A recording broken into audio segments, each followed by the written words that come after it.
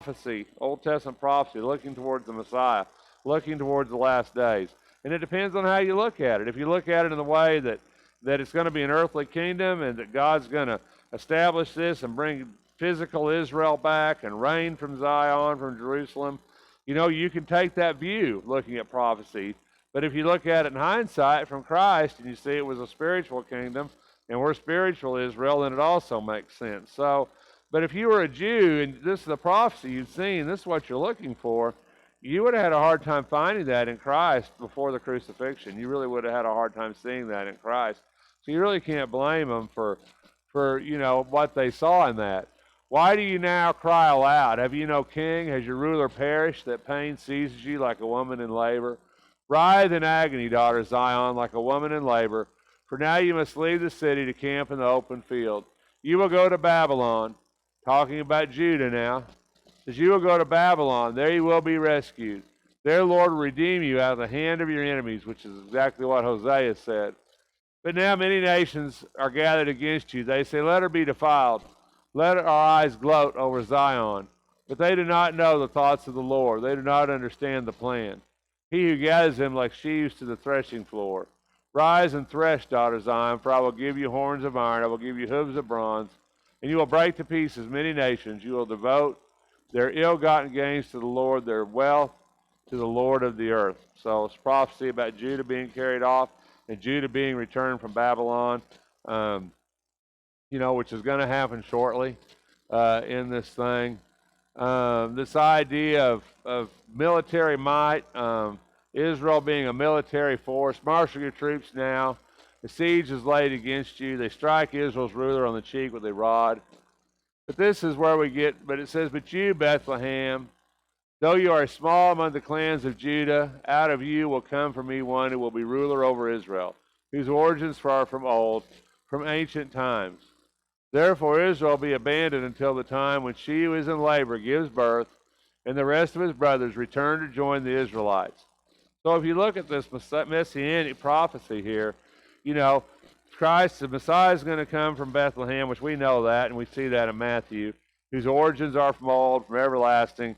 But then he says what? He says they're going to gather your brothers Israel together. In other words, so if you're a Jew, that's what you're looking for. You're looking for this Israel to come back and to be gathered back as one nation.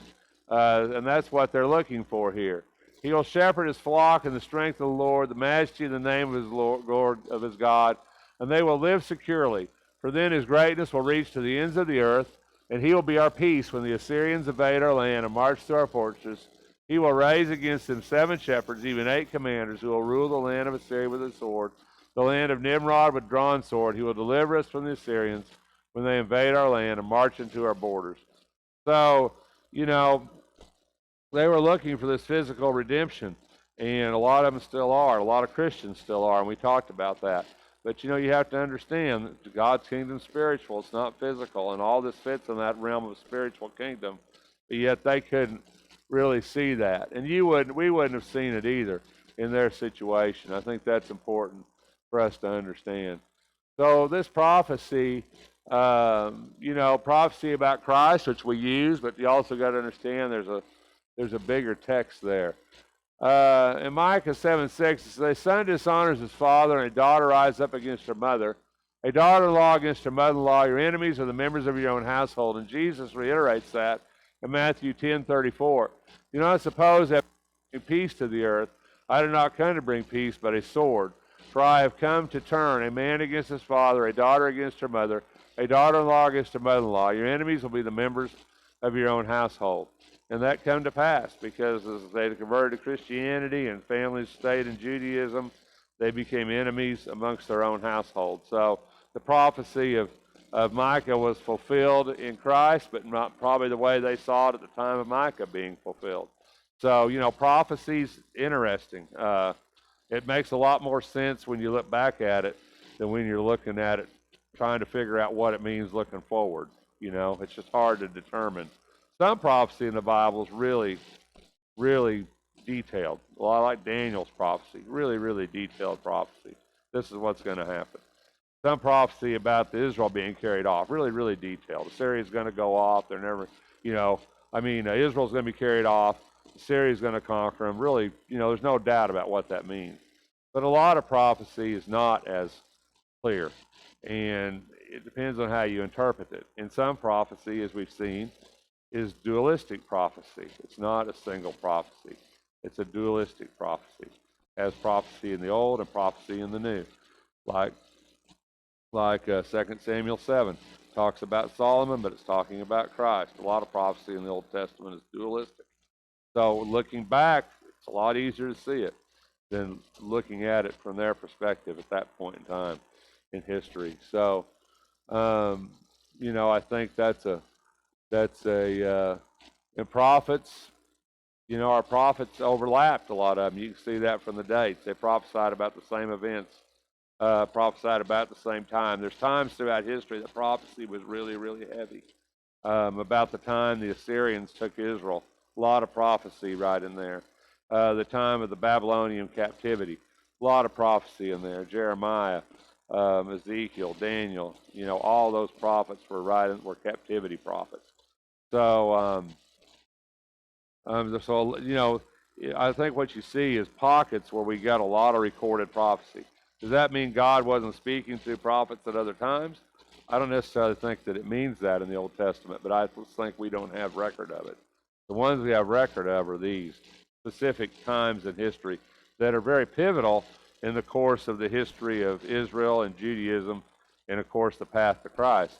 The fall of Israel, the division of the kingdom, the fall of Israel, the sustainability of Judah, the carrying on of Babylonian captivity, the return from captivity. Those are things that were important. And those are where we have these times of prophecy. This messianic prophecy about Bethlehem, reiterated in Matthew 2:6, concerning Christ. Once prophecy is brought forward in the New Testament, then it becomes dualistic. Isaiah is such a great passage of that when it talks about the virgin birth of Jesus. Very powerful dualistic prophecy, because in the Old Testament it wasn't talking about that whatsoever. But when Matthew brings it up, then all of a sudden it becomes messianic. It becomes dualistic. It means about Christ, but it also meant about actually the war against Assyria that was going on there. That actually we're parallel to where we're at in 2 Kings right now in Isaiah, that same piece of prophecy. So it's a Micah 7:20. You'll be faithful to Jacob, show love to Abraham, as you pledged an oath to our ancestors in days long ago. So Jesus fulfilled that, in fulfillment of Christ's coming, that he was faithful to that. Micah 6:8 says, God asks to act justly, to love tenderly, and to walk humbly with your God. Micah 6:8. So a lot of the same things that are reiterated in this in Micah, and he's a contemporary, a parallel to where we're at right now in the book of Kings, 2 Kings. So kind of looking at some of these Old Testament, we don't look minor prophets much. It's not something you read at night when you lay down. I think I'll read Micah. You just don't do that. Nobody does that, So anyway, are there any comments about that?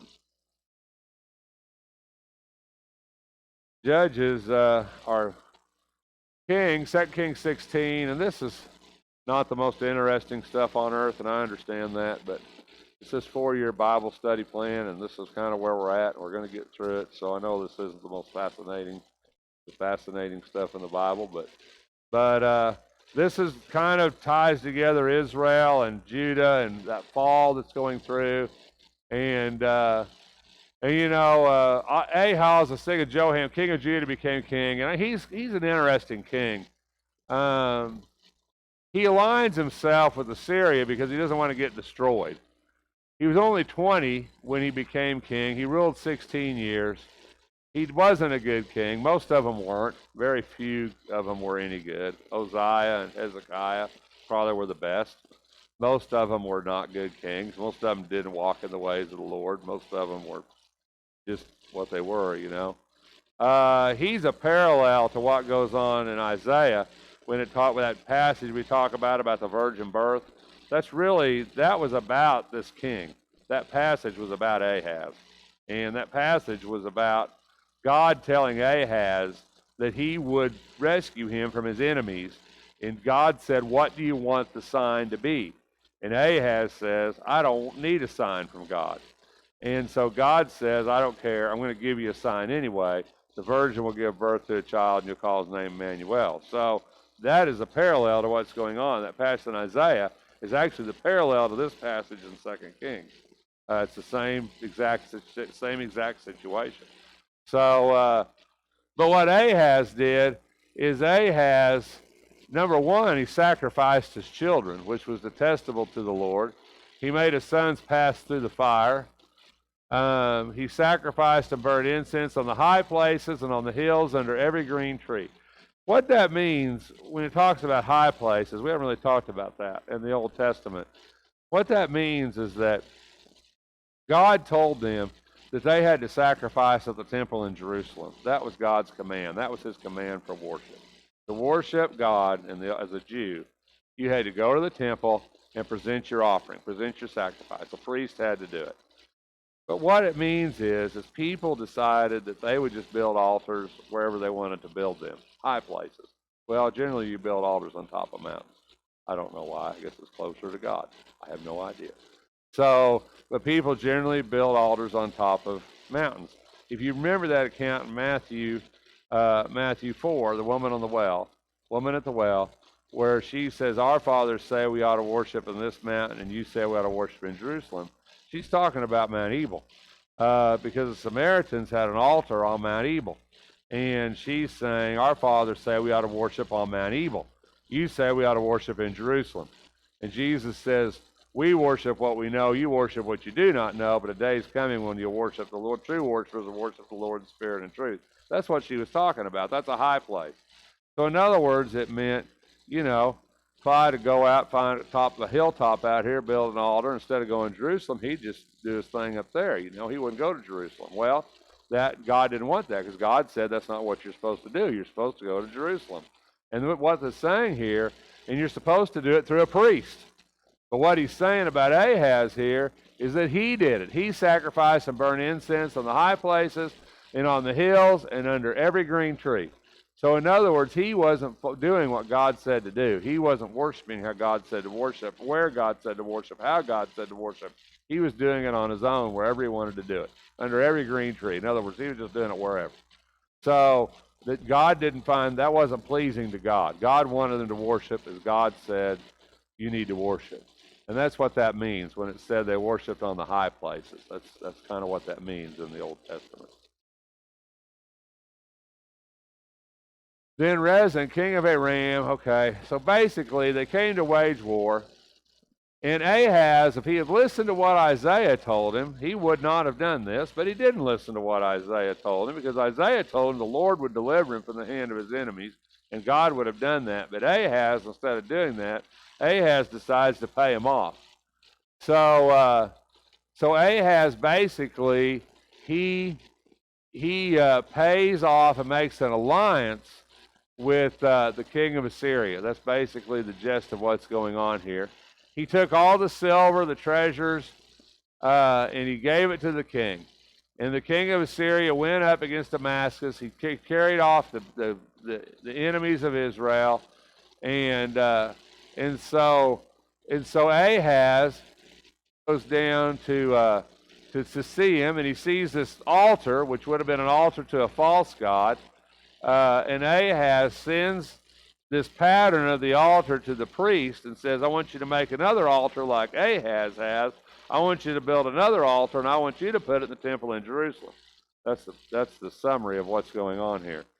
And there's a lot of commentary about that. Why did Ahaz do that? Well, I don't know. Was he following a foreign god? Probably. Was he pressed into it because he made alliance with the king of Ahaz? Maybe, but it doesn't really say that.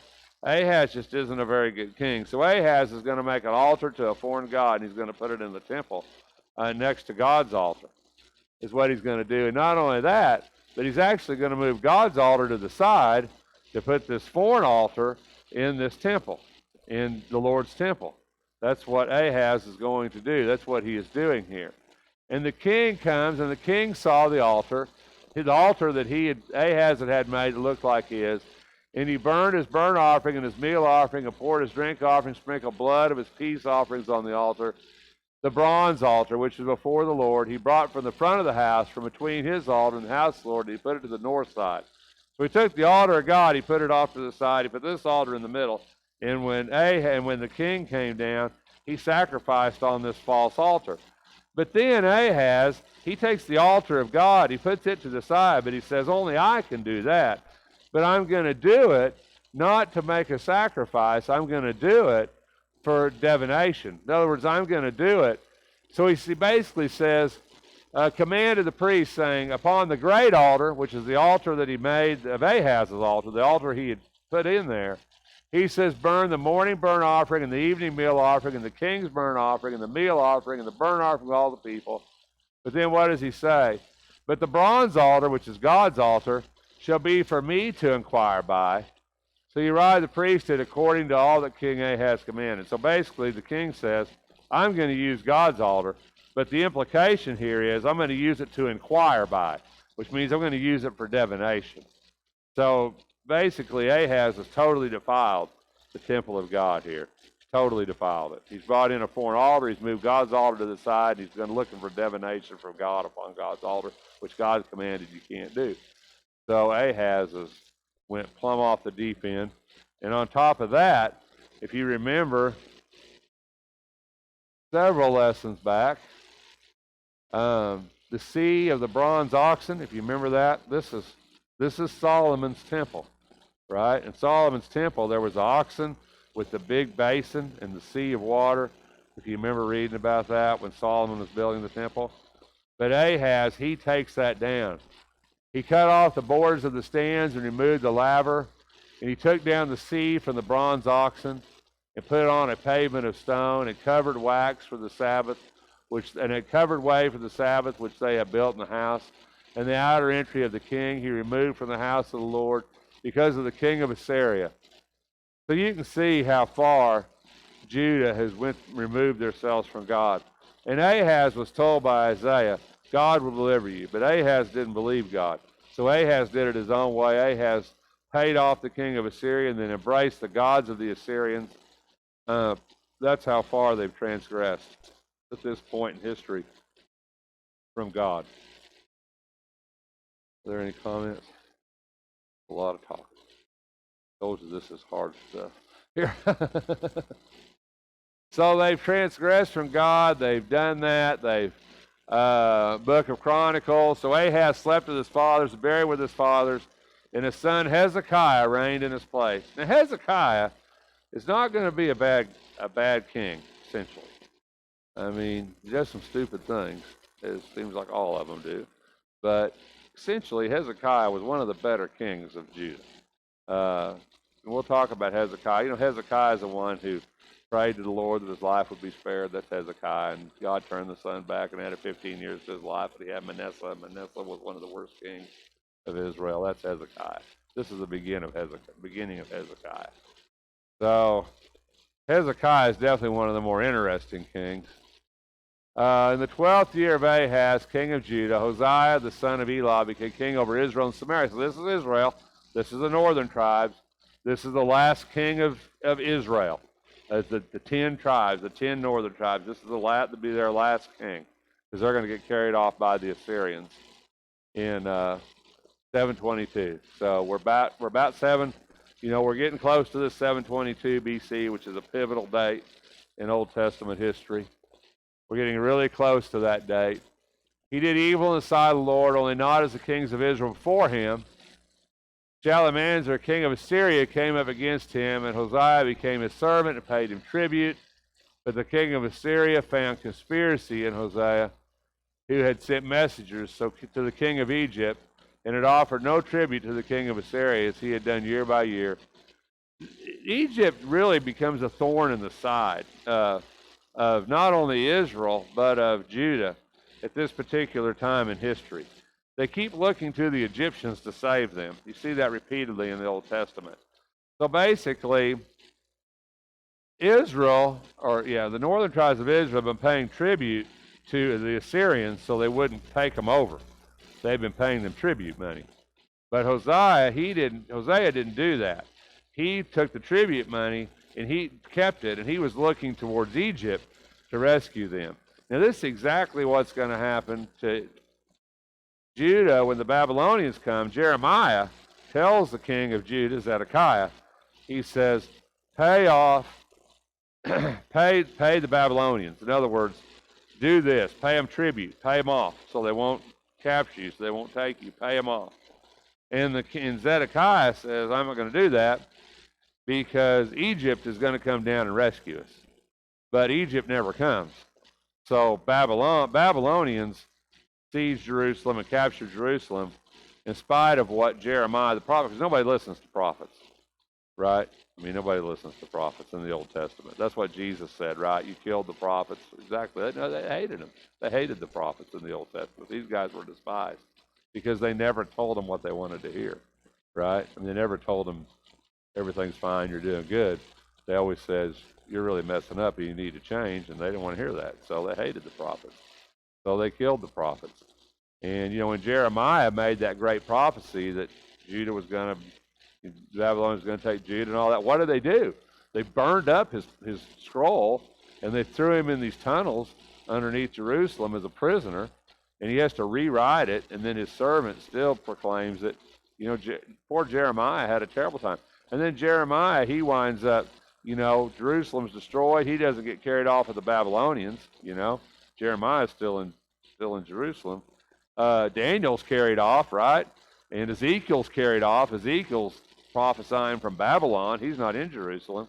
But poor Jeremiah, he's left in the ruins of Jerusalem with all the people that the Babylonians didn't want to carry off, the Anawim, we call them, the people he didn't want. And so from the grottos of destroyed Jerusalem, Jeremiah writes Lamentations, right? And then Jeremiah eventually winds up going to Egypt and dies in Egypt. He never sees Jerusalem restored because that's not going to happen until 70 years later, right, when Ezra and Nehemiah come back. But it was the same folly. Egypt's going to come save us. But Egypt didn't. Egypt didn't come to save them, either of them, either time. It didn't happen. So he said, he shut him up and he bound him in prison. And he invaded the whole land and went up to Samaria and besieged it 3 years. And in the 9th year of Hosea, the king of Syria captured Samaria and carried Israel away into exile in Assyria and settled them in Halah and Habor on the river of Gozan and the cities of the Medes. Now this came about because the sons of Israel had sinned against the Lord their God, who had brought them up from the land of Egypt, from under the hand of Pharaoh, the king of Egypt, and they had feared other gods. So that's the end of Israel. So we finally get to put the northern kingdom to bed. They're gone now. Syrians took them. Not all of them. They never took all of them, right? That's the Hebrew Anawim, right? That word. Those they left. The Anawim are the ones they didn't want, the unwanted. So basically, Assyria and Babylon had a strategy, okay? And their strategy was you capture a land, you take all its wealth, you destroy it, you take all its wealth. But part of the assets of the land you capture is not just their wealth, it's their people, right? People who are smart, people who are rich, people who can do things, people who are strong, the people who are good looking, the people who are young, right? That's part of the wealth of a nation is their people. That's what they did. So the Assyrians took all these people they wanted, carried them off and resettled them, and they made them Assyrians. So that's what Babylon did. Ever read the book of Daniel, right? They carry off Shadrach, Meshach, and Abednego. That's not their Hebrew names, right? That's the Hebrew names are Mishnah. I can't remember their 3 Hebrew names. Anyway, but their Hebrew names are totally different. So what did they do? They carry them off to Babylon. They're good-looking, young, strong, smart. They're the cream of these guys. They give them Babylonian names, Shadrach, Meshach, Abednego. They feed them Babylonian food. They teach them Babylonian customs. And what's Daniel do? Daniel says, let me give them Jewish food, right? And if they don't thrive on it, then you can put them back on the Babylon. So Daniel's trying to keep them rooted, right, in the Hebrew, in the Jews. But the Babylonians are trying to assimilate them into Babylonians. And that's the same thing Assyria did. So then what happens is They carry off all the smart, the wealthy, the good, the young. They carry all them off. They leave the broken, the old, the diseased, the ones they don't want. They carry off the wealth of a nation, and they leave what's left, and that's was Samaria. So those ones that stayed there, and then Assyrians moved in there, and they married with the ones they had left. And so by the time Jesus comes along, in Samaria, you basically got this half-breed people, Syrians, Israelites, whoever else. They're worshiping Assyrian gods, they're worshiping Jehovah God, they're worshiping all these other gods, and they're half-breeds.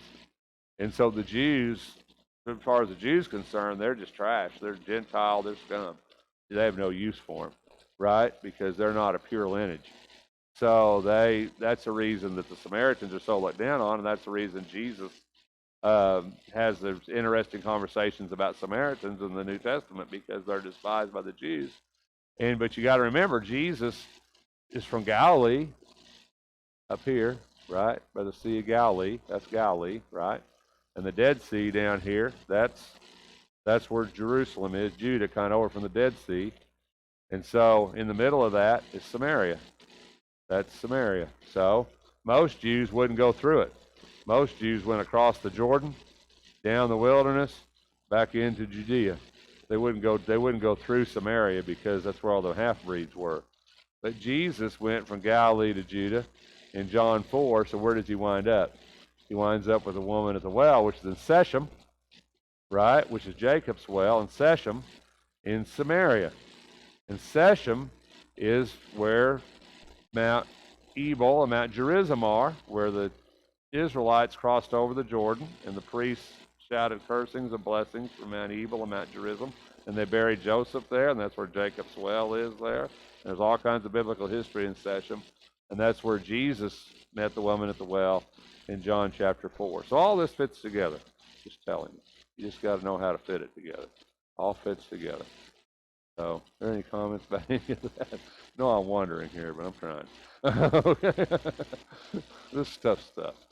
So, anyway, so they're carried off. We know why, because they didn't do what was right. So, they did things secretly.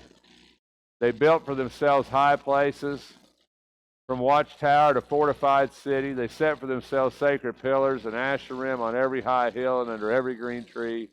And there they burned incense on all the high places the nations did, which the Lord had carried away to exile before them. They did evil things, provoking the Lord. So Judah's doing the same thing. I mean, Israel's not that. Judah's no better. Look at what Ahaz is doing. He's putting false idols in the Lord's temple. So, so why didn't the Assyrians take Judah? I mean, this isn't a huge landmass here we're talking about, right? This is not a lot of territory. Why didn't they take Judah? Because what did Ahab do, right? He paid tribute at the start of this, right? He's paying them off, right? Hosea wouldn't pay them off anymore. But Ahaz is paying them off. That's one reason they're not taking it. And the other reason is because Judah's rocky and hilly, and nations really didn't care that much to want it. So, and it was pretty fortified. So it would have been a little bit of a fight to take it. So it was easier not to. So, God's sparing Judah because it's in Jerusalem, because also, though, the reason that Judah's spared is why? Why is God sparing Judah? Right, right, he has to save that tribe, right, Judah. And there's another tribe with Judah, right? There's 12 tribes. 10 tribes got carried off by the Assyrians. So there's 2 tribes left, Judah, and what's the other one? Benjamin. Yeah, little Benjamin, right? Benjamin's so small, we don't even mention them. But they're still there. They're underneath the hem of Judah. So they're still there, and they're doing just as much bad as what they did. They're serving these idols. The Lord warned Israel and Judah through all his prophets and every seer, saying, turn from your ways and keep my commandments, my statutes, according to all the law, which I commanded your fathers, and which I sent you through my servants, the prophets. However, they did not listen, but stiffened their neck like their fathers, who did not believe in the Lord their God. So, They knew it was coming. God told them it was coming. They refused to listen to him.